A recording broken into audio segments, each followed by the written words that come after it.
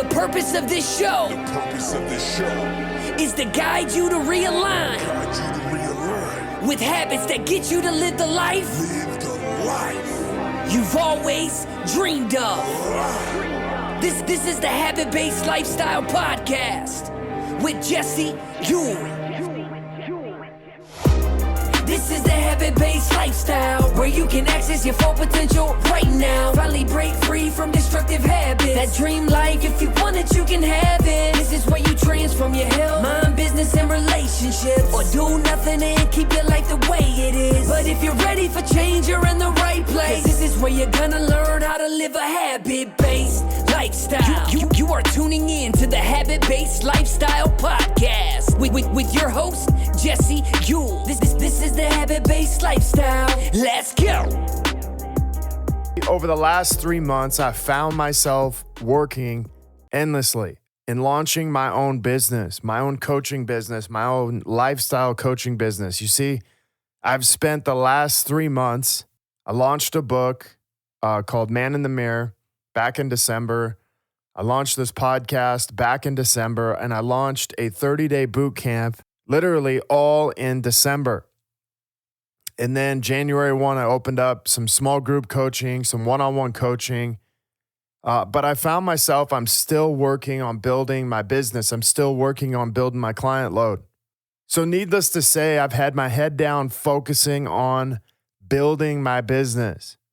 And as hard as it is to admit, I've not always been present at home. That's right. There's been times where I've not shown up. And there's been times where date nights haven't happened.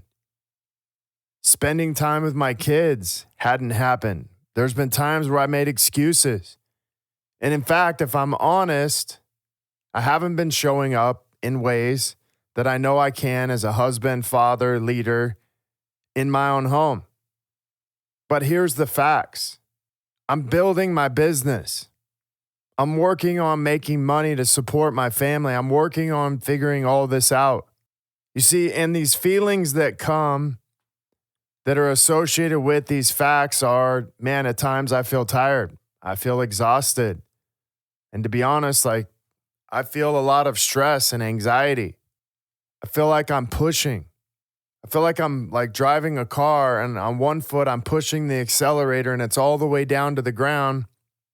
And then I'm pulling the e-brake up with my hand. And it feels a lot like this is happening at the same time. And at times I have these feelings of lack and scarcity. I feel like I should be farther along, like I should have more of it figured out. And then I begin to feel this guilt and shame. This guilt and shame that I don't have it figured out. And then all these stories starts coming up. You see, my story is it's going to require more time and energy from me to build my business. I'm supporting my family. My focus has been on my business. And so these stories, these beliefs start to emerge.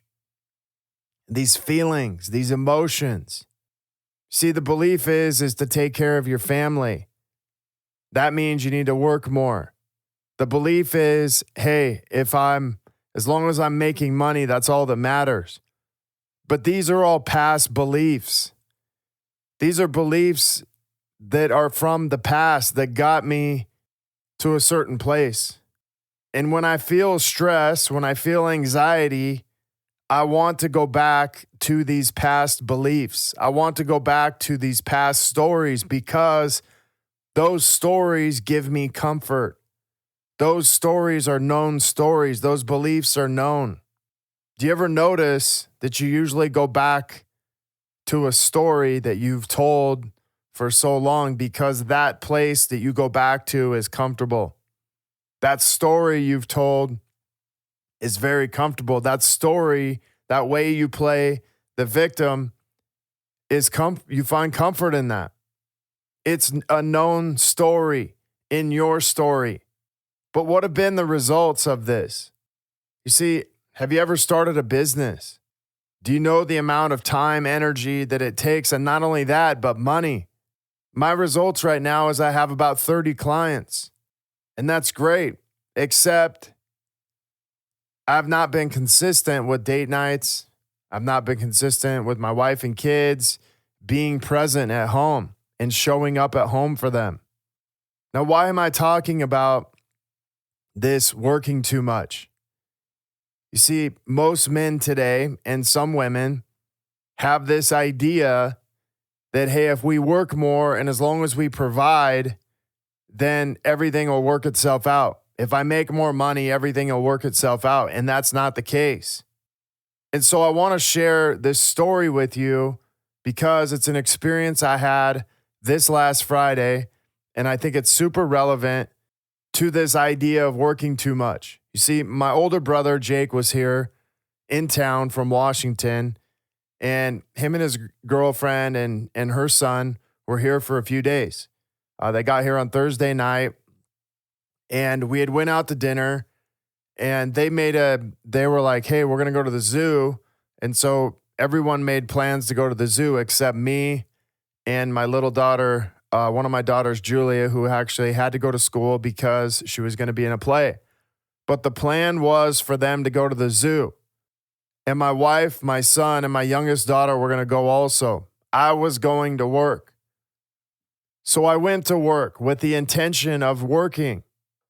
Early that morning, I got here about 5:30. I worked out, did my normal routine, my normal set of habits. And then as I went into meditation, I got about halfway through. And this voice came over me and said, like, why aren't you going to the zoo? And I thought for a minute, man, that's kind of weird. Like, why am I hearing this voice? And then as I got present with it, it was a very soft voice and it just said, go to the zoo, take the day off. And as I finished up my meditation, I thought it was really weird. And so I called my wife. We ended up talking for a few minutes. And as I was talking to her, she had said my younger daughter had mentioned she wanted me to come to the zoo and she was going to miss me, that I didn't come. And my wife was even kind of like, why aren't you coming to the zoo? And so I committed right then and there. I said, this weird thing happened. Like, I think I'm actually going to come to the zoo. I think I'm going to go. And so I decided, I made a choice to skip work.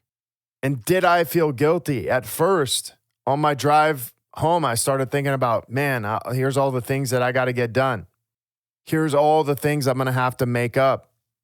I even had a little bit of anxiety thinking about this. All the things I wouldn't get done today.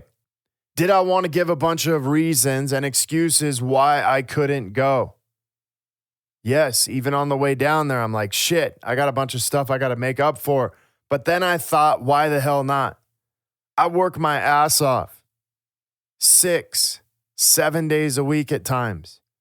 Most days it doesn't ever shut down. It shuts down for a little bit, but 6 to 7 days a week.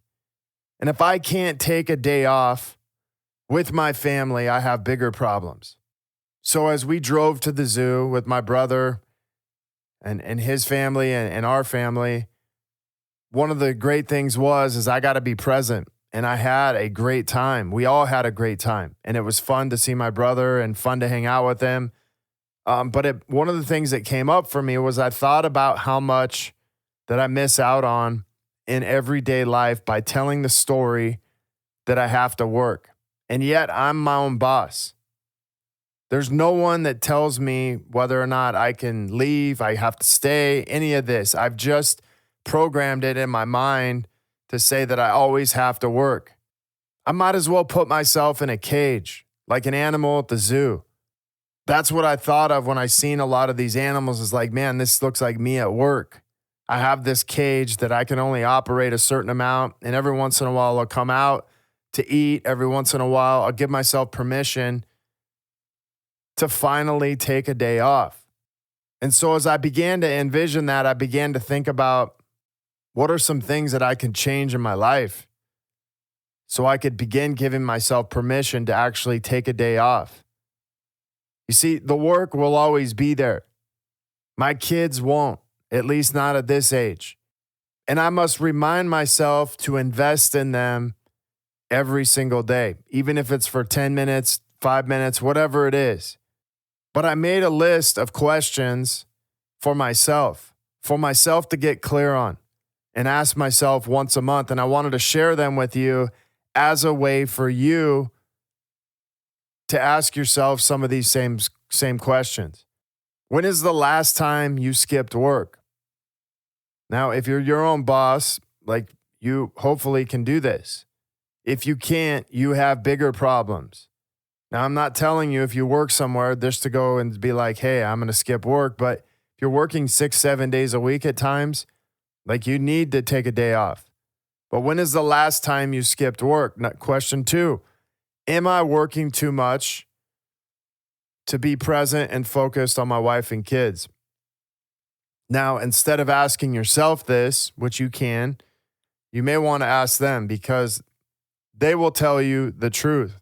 I can't always say we tell ourselves the truth, or at least I may make up an excuse like, yeah, but I'm working hard. Question 3, how am I showing up for my wife and kids? And when is the last time that we had fun?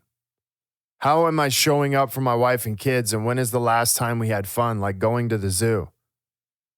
You see, these questions begin to paint a new reality. They begin to pull me into the present and really think about how I'm showing up as a husband, father, leader, and businessman, and how I'm actually walking my talk.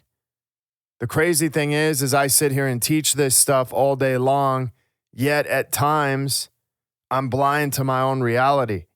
And if you feel like you're working too much, take a day off, take some time, get out, find your way to get some creative energy back, hang out with your wife and kids and see what actually happens. You may actually find at the zoo or somewhere else that you will be more creative there in that environment than you will anywhere else by continuing to put your head down and work. And remember this, the greatest people we can invest in are our wife, kids, our spouses, wherever you're at inside of this.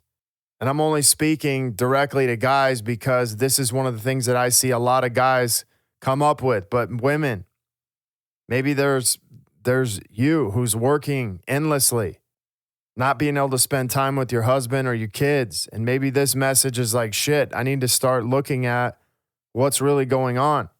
But I appreciate you being on here today. Until next episode, have a great day. If you're looking to connect further with a group of like-minded people, join myself and hundreds of others in my Habit-Based Lifestyle Secrets group, where I'll be dropping daily habits, tips, and tricks to begin living this habit-based lifestyle. If you have any questions, comments, requests, feel free to contact me, Jesse, at habitbasedlifestyle.com. You can also check out my website, habitbasedlifestyle.com. Until next episode, have a great day. The purpose of this show is to guide you to realign with habits that get you to live the life you've always dreamed of. This is the Habit-Based Lifestyle Podcast with Jesse Ewing.